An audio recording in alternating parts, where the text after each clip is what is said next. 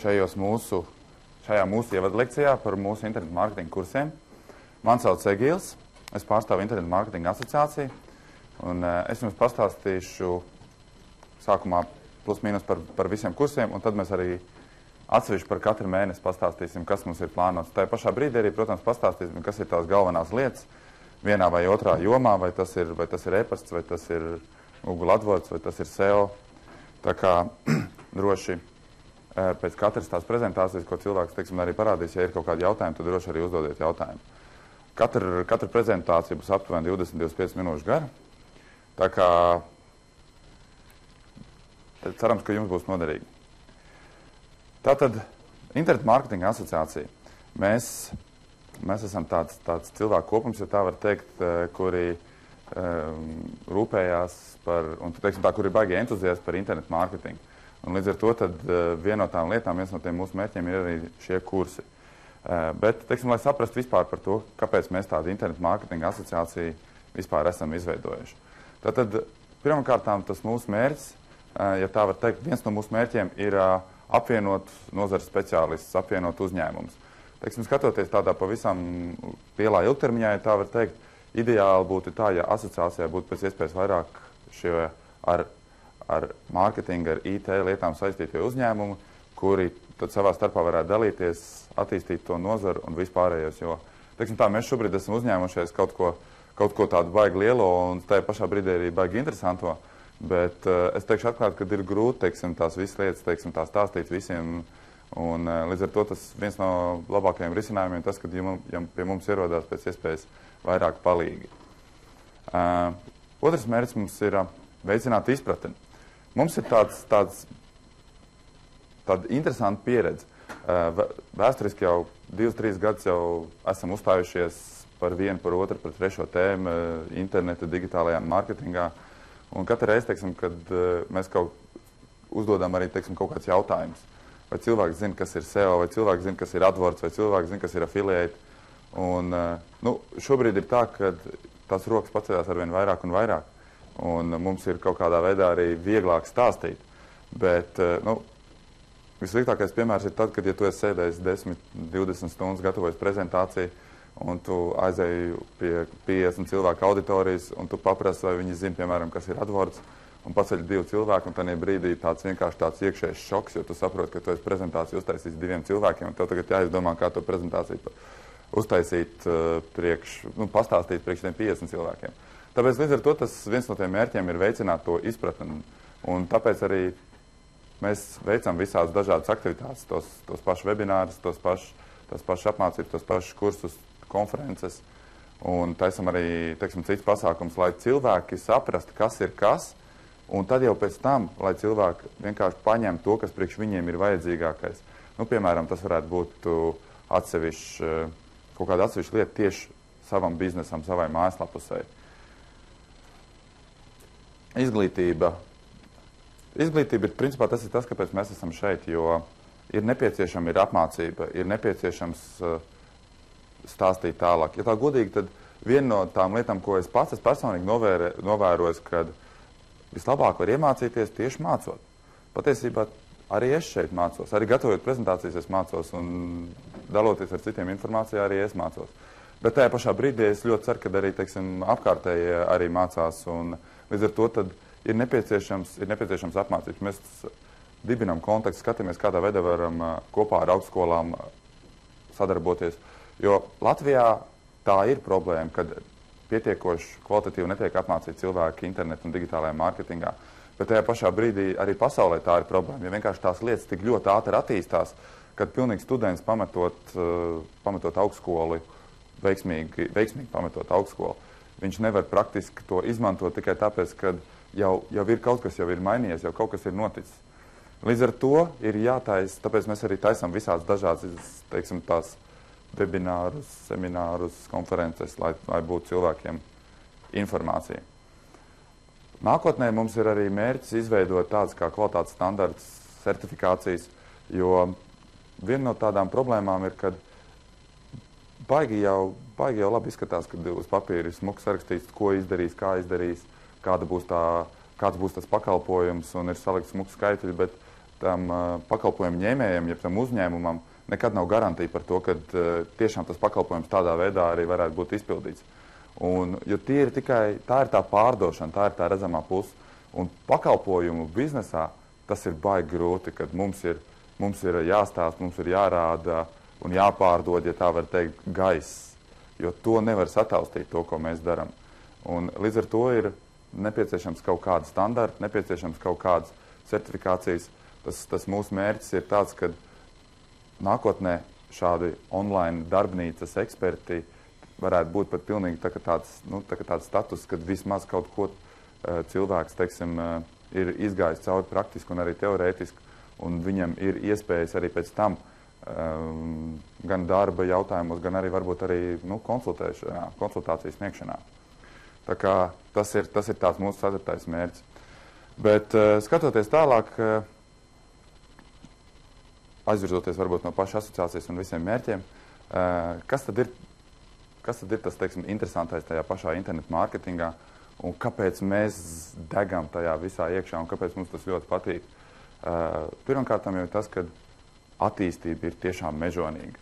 Ir visu laiku, tu lasi vienā vietā, mobilais mārketings ir nākotne, un tad pēkšņi ir tā, ka nedēļas laikā visās vietās, kur tu lasi, cilvēks saka, nedrīkst vairāk teikt, ka mobilais mārketings ir nākotne. Tā ir tagadne. Tas jau tagad notiek, to nedrīkst skatīties, kad tad, kad būs, tad es tanī lekšu iekšā. Un šeit lieliski parādīts, ar sarkano ir apvilkts apkārt, pa 2 gadiem, kā Latvijā ir palielinājies mobīlo iekārtu lietošana Google meklētājā. 12 reizes ir pieaudzis, teiksim, tas skaitlis, cik cilvēki Googlē ir kaut kāds atslēgvārds meklējuši. Pirms 2 gadiem un pagājušajā gada nogalē. Tas vienkārši parāda to, cik ātri attīstās tās tehnoloģijas, cik ātri attīstās mārketings. Tas ir fantastisks. Mūs tas ļoti aizrauja, un tas patiesībā ir ļoti daudziem uzņēmumiem, tas ir arī ļoti noderīgi. Un, protams, mēs pastāstīsim arī sīkāk, kāpēc tas tā. Mobilais, šis Google katru gadu veic šo pētījumu, no kur arī ir iepriekšējais slaids. Un šeit ir parādīts tieši par pašām mobilajām ierīcēm. Un interesantākais tas, ka jau Latvijā, kaut gan mēs varbūt neesam tā pirmā pasaules valsts, pirmā ekonomiskā pasaules valsts, kur ir numur 1, kur ir ļoti viss attīstīts. Bet jau pie mums ir tagad tā, ka pilnīgi viss iedzīvotājs skatoties ir 105% pārklājums mobiliem telefoniem. Tas nozīmē, ka jebkuram zīdainim, jebkuram pensionāram, vienkārši jebkuram cilvēkam ir viens telefons, plus vēl maziņa daļiņa klāt. Tas vienkārši parāda to vidējo, ka cik daudz mums ir tās mobilās ierīces. Un arī skaitos 12% no iedzīvotājiem, kuriem ir viedtālruņi, jeb smartphone. Tas parāda, kā tas attīstās. Pasaulē šie skaitļi ir daudz lielāki. Piemēram, Norvēģijā tur vispār cilvēkiem, tur ir, man liekas, ja nemaldos, bija pat divkāršīgi tās iekārtas. Tur katram cilvēkam ir 2, 3, 4 datori, telefoni, vēl vis kaut kas. Un līdz ar to tas vienkārši parāda, kur pasaule virzās, kur pasaule attīstās. Un tas mūsu mērķis ir, lai tas cilvēks, kas ir pabeidzis, teiksim, šos kursus arī un apgūst visu to informāciju, lai viņš vienkārši to visu varētu arī izmantot. Šeit ir, kā mēs skatāmies uz tām lietām, kā mēs skatāmies uz mājaslapusēm, ja var teikt. Šeit apakšā tas ir Google meklētājs, un tie ir tie rezultāti.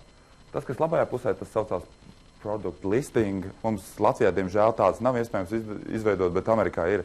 Tas, ko es šeit mēģinu parādīt, ir tas, ka cik daudz dažādas lietas ir sadalīts tajā pašā Google meklētājā. Un, lai arī var izveidot ļoti daudz ko arī bezmaksas, kas ir tā saucamais SEO, bet uz ļoti daudziem atslēgvārdiem tam SEO ir dots tikai 8,9%. Var redzēt, tas, teiksim tā, 14,8% no visa ekrāna ir 14% tikai tas, ko var iekļūt iekšā, teiksim, tādā pirmajā redzamajā daļā. Vispārējais ir pa maksu, pa klikšķiem. Un tas ir tas, kādā veidā mēs to skatāmies. Mēs ļoti labi zinām, ka šī pirmā vieta saņem aptuveni. Ja mēs skatāmies šo atslēgvārdu, viņi, teiksim, 1000 reizes mēnesī meklē, tad mēs zinām, ka pirmā vieta dabūs aptuveni 8,9% no tā visa skaitļa.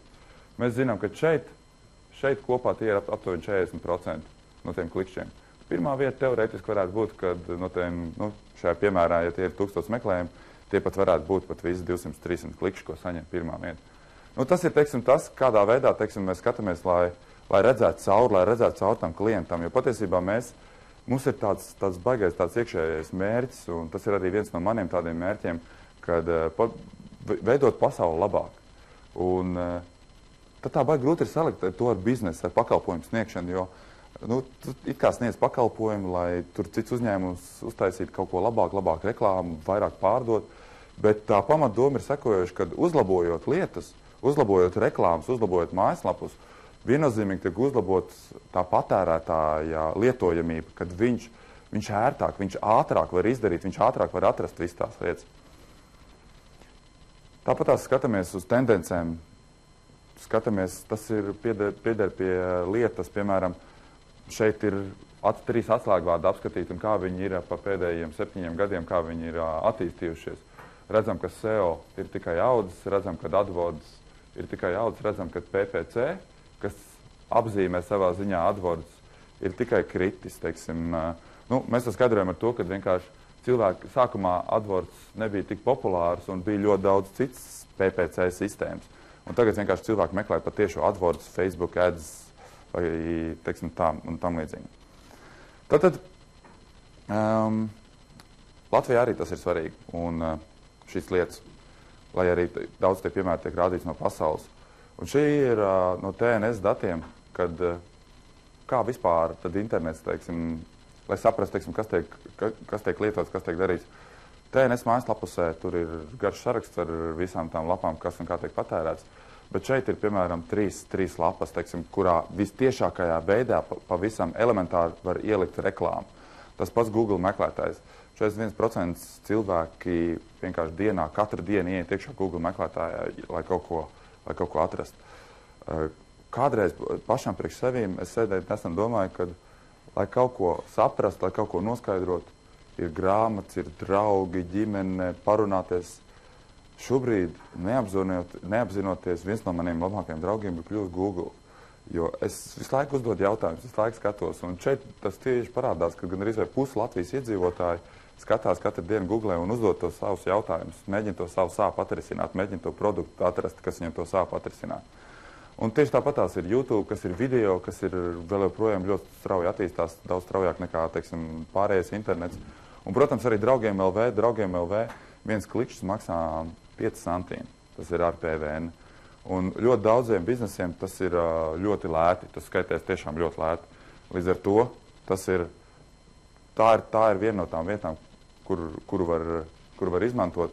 Un tad līdz ar to tas ir arī tas mūsu mērķis, lai cilvēkiem pastāstītu par tām visām iespējām.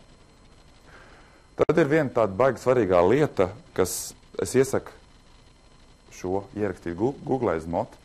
Tur pa brīvi ir iespējams lejupielādēt tādu grāmatu. Un viņi saucās Zero Moment of Truth. Un tā ir patiesībā, viņi ir tāda fantastiska maina to visu domāšanu.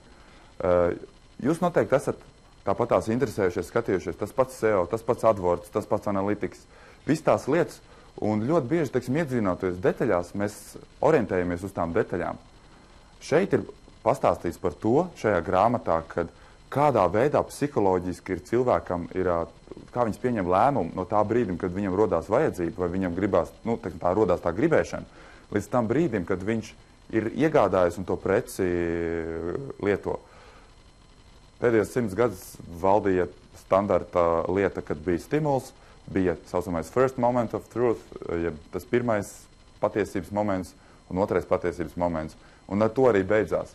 Cilvēkam bija kaut kāda reklāma, visbiežāk tā bija televīzija, cilvēks aizgāja pie plaukta, viņam bija otrais tas moments, ja ir no vairākām precēm jāizvēlās, viņš pēc iepakojuma, pēc plaukta augstuma vai kaut ko tam līdzīgi pieņēma to lēmumu veikalā, un trešais, kad viņš viņu iegādājās, atvēra vaļā un sāka lietot. Šobrīd ir tas, kad Google tur sadarbībā arī ar citiem ekspertiem un Amerikas mēdīju aģentūrām ir izveidojis tādu tā kā jaunu kustību Zero Moment of Truth, kur tiek aprakstīts, ka patiesībā ir 4. kas šobrīd notiekās, un pilnīgi viss tas, ko mēs arī stāstīsim, tas pats Google meklētājs, tas pats reklāmas, viss pārējais, tas viss ir tas, kas ietekmē to mūsu domāšanu. Jo tanī brīdī, tad, kad mēs iedomājamies, kad mums vajag, piemēram, jaunu telefonu, ko mēs darām? Mēs skatāmies savā telefonā jauno telefonu, kāds varētu būt. Mēs skatāmies Google, mēs skatāmies reviews, mēs skatāmies zvaigznītes, mēs skatāmies tehniskos aprakstus. Mēs tik daudz labs apskatāmies, lai pieņemtu savu lēmumu. Un šī grāmata ir ļoti labi aprakstīts, teiksim, par visu to psiholoģiju. Un katram produktam, katram pakalpojumam, katram piedāvājumam tas būs savādāk. Un līdz ar to, teiksim, izlasot to grāmatu, var veidot kaut kādu tieši to stratēģiju tieši savam variantam. Kam tad ir vajadzīgi? Kam tad ir vajadzīgi online eksperti? Principā ir sekojoši, kad es jau minēju, ir tā baigā attīstība, un līdz ar to ir ļoti bieži kaut kas tiek palaists garām, un ir nepārtraukti iespējams kaut ko uzlabot. Un tāpatās tā, ka ir kosmiskais remonts vai kaut kas tam līdzīgs, mājaslapas varbūt nenolietojās tādā veidā, kā tas ir dzīvokļi, bet viennozīmīgi ir tas, kad ir nepieciešams ir uztaisīt tā, lai pēc iespējas vairāk cilvēki ir tie eksperti, kur uzlabo to internetu, kur uzlabo teiksim, kā tas tiek lietots. Latvijā ir tāda baigā, vēl joprojām ir tāda siena, kas ir uz attīstītākām valstīm. Tikai tāpēc, kad skatoties, kā pie mums ir dažās nišās, tā konkurence, viņa it kā ir, bet tajā pašā brīdī, tie rezultāti ir tādi viduvēji, bet viņi visiem ir viduvēji, līdz ar to viņi viduvēji tērē mārketinga budžets, viņi savā starpā necīnās. Viņiem nevajag īpaši mājaslapas uzlabot, un, teiksim, viņi tādi viduvēji arī paliek. Un cilvēks, kurš ienāk tādā lapā, viņš ienāk vienā viduvējā lapā, otrā, trešajā, tā kā tur nav uztaisīts viss, varbūt pēc tiem mārketinga principiem, viņš izvēlēsies pēc kaut kādiem tiem saviem. Bet, ja mēs uztaisam, kad saremontējam to internetu un uztaisam tā, lai būtu pēc iespējas labāk viss tas tehniski un visā pārējā ziņā uztaisīts, tad viennozīmīgi, ka tas cilvēks izvēlēsies to labāko variantu. Un tāpēc arī tas mērķis ir, lai attīstītu to internetu arī kopumā. Kursi. Un tālāk ir, noteikti arī pastāstīsim tad sīkāk par katru no tiem kursiem.